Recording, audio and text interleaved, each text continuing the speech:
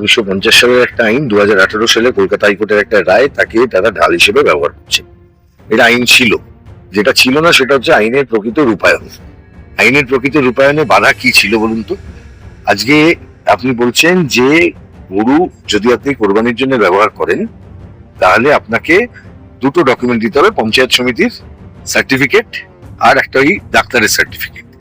আচ্ছা, এটার জন্য আপনি সাধারণ মানুষ যিনি কিনে আনলেন গরুটা তাকে ধরছেন। আপনি গরু হাট গুলোতে এই সার্টিফিকেট আগে দেওয়া হতো না কেন? এই প্রশ্নটা করলেন না কেন? এই সার্টিফিকেট দেওয়া হতো না। আমি সরকারকে বলবো দুটো দিক দেখতে। দেখুন, এক, মানুষ সচেতন, মানুষ আইন মেনে চলবেন, মানুষ আইনের পক্ষে। আমাদের রাজ্যের মানুষ, তারা শান্তিপ্রিয় মানুষ, তারা আইনের রূপায়ণ করবার জন্য তারা প্রস্তুত আছে। কিন্তু এই যে সরকারের ল্যাচেস ছিল আইনের ইমপ্লিমেন্টেশন দেখতে, আগের সরকারগুলো যারা কিনে নিয়েছেন তাদেরটা কি হবে? আমি সরকারকে বলবো, অনুরোধ করবো, যারা কিনে নিয়েছেন তাদের বিষয়টা একটু দেখা। দুই, যারা এইটার উপরে নির্ভর করে থাকেন, যাদের অর্থনীতি, যারা পালন করেন, তাদের অর্থনৈতিক দিকটাকে দেখা, তাকে ব্যালেন্স করা, এই কাজটা সরকারকে করতে হবে। সেটা আমার মনে হয় খুব জরুরি এবং এইভাবে সমস্যাটার সমাধান আমাদের করতে হবে।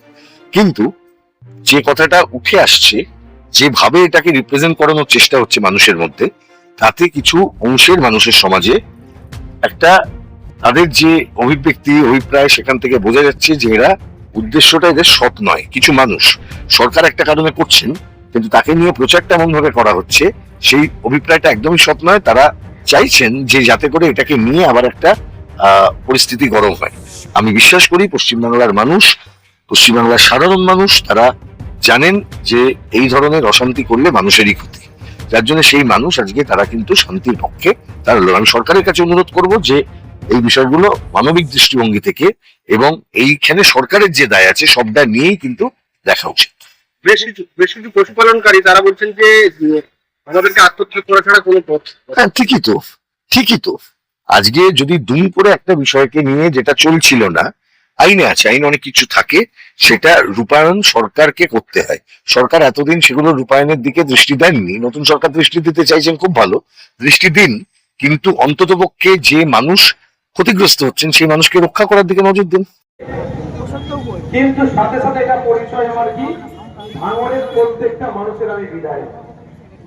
ভাঙড়ে 1,26,555 জন আমাকে ভোট দিয়েছেন। আমি তাদেরকে ধন্যবাদ জানাই। তাদের কাছে আমি কৃতজ্ঞ যে রাজ্যের কাছে একটা দৃষ্টান্ত তৈরি করলে যে ভাঙড় সত্যিকারের অর্থে কোন বোমবাদা নেতাকে তারা, বোমবাদা মানুষকে তারা নেতা হিসাবে গ্রহণ করে না। ভাঙড় প্রমাণ করে দিল, ভাঙড় প্রমাণ করে দিল কোন নটোরিয়াস ক্রিমিনালের জায়গা ভাঙড়ে নয়। এবার প্রশ্ন হচ্ছে, নওশাদ সিদ্দিকীকে 1,26,555টা ভোট পেয়েছে একদিকে, বিজেপি 30,000 সামথিং ভোট পেয়েছে, টিএমসি 94,000 ভোট পেয়েছে। তাহলে নওশাদ সিদ্দিকী কি আচরণ করবে একটু জেনে রাখা দরকার। অনেকের কাছে, পঞ্চায়েতের মেম্বারের কাছে গেলে আইএসএফ করার জন্য সই দেয় না, তাদেরকে একটু জানিয়ে রাখি। আমার কাছে 1,26,555 জন আসলে যে পরিষেবা পাবে, ওই বিজেপিকে যে 30,000 মানুষ ভোট দিয়েছে তারা আসলেও একই পরিষেবা পাবে। 94,000 টিএমসি কে যারা ভোট দিয়েছে তারাও আমার কাছে আসলে এক পরিষেবা পাবে। কথা সবাই আমার নজরে, বাংলাবাসী, এটাই আমার কাছে পরিষেবা হবে। আপনাদের এখানে এসেছি আজকে এখানে জনসংযোগে বিধায়ক। সুতরাং আপনারা আপনাদের অভাব অভিযোগ আমাকে জানাতে পারে। শুধু তাই নয়, সাথে এটা আমি বলবো জোর গলায়, কারণ আমার তো নির্দেশ ছিল না, ভোটের পরবর্তী এমন কেউ যদি আইএসএফ দ্বারা আক্রান্ত হয়ে থাকে, অন্যায় ভাবে কেউ যদি সমস্যার সম্মুখীন হয়ে থাকে, আমাকে এখানে এসে নির্দ্বিধায় বলতে পারেন অমুকজন আমি অন্যায় করিনি, আমার সাথে খারাপ আচরণ করেছে, সেটাও আমি আমার পার্টির ছেলেদের কাছ থেকে বুঝে নেবো কেন বিনা দোষের পিছনে লেগেছ। এটা আমি বিধায়ক হিসাবে জোর গলায় বলছি। ভাঙড়ের মানুষ, ভাঙড়ের সংখ্যাগরিষ্ঠ মানুষ ক্রিমিনাল গুন্ডামি মস্তানি হিংসাকে বন্ধ করার জন্য আমার পক্ষে ভোট দিয়েছে। 1,26,555 জন ভোট দিয়ে প্রমাণ করেছে ভাঙড়ে কোনো হিংসা আমরা করব না।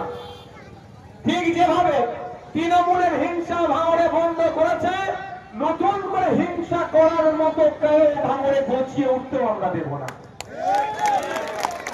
সব বন্যা অবস্থান সমাজ বিরোধী গুলোকে বাড়িতে নয়, আমাদের ভয় নয়, তারা নিজেরা যে অন্যায় করেছে গ্রামবাসীর ভয় ঘর ছাড়া। আয়সাকে কিছু বলতে হবে, গ্রামবাসীর ভয় ঘর ছাড়া, তাই না? নতুন করে আমাদের মধ্যে থেকে এই ধরনের কেউ উঠে আসুক আবার করবো আমরা, সেটাও আমরা হতে দেবো না।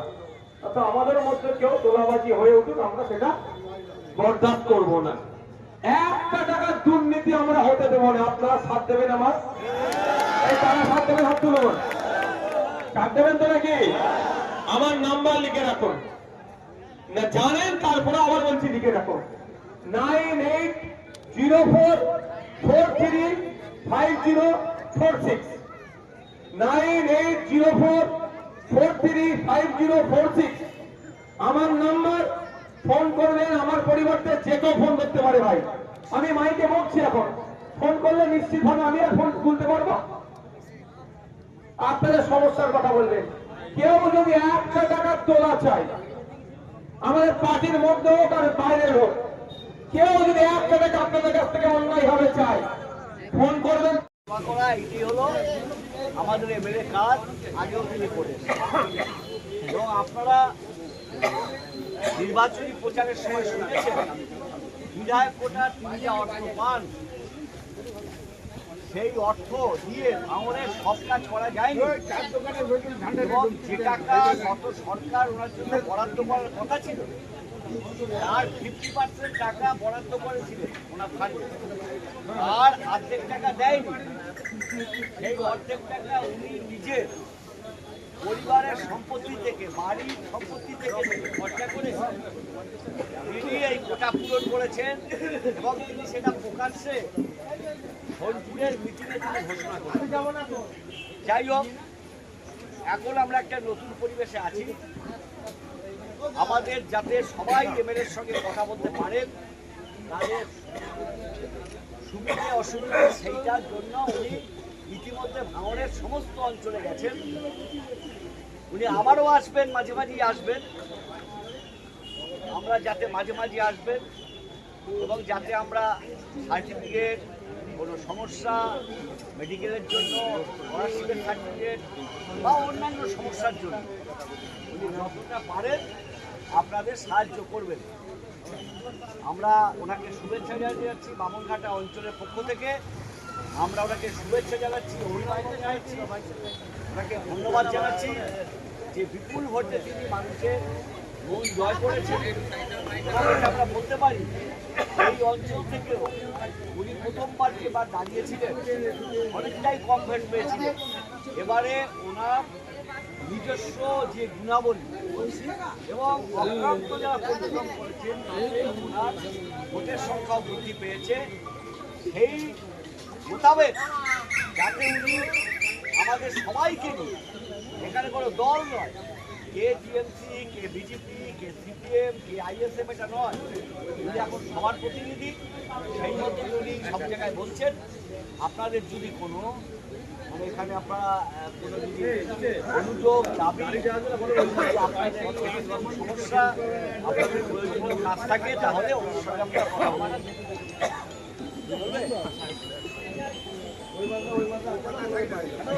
আমি ধন্যবাদ জানাবো ভাঙড়ের মানুষকে।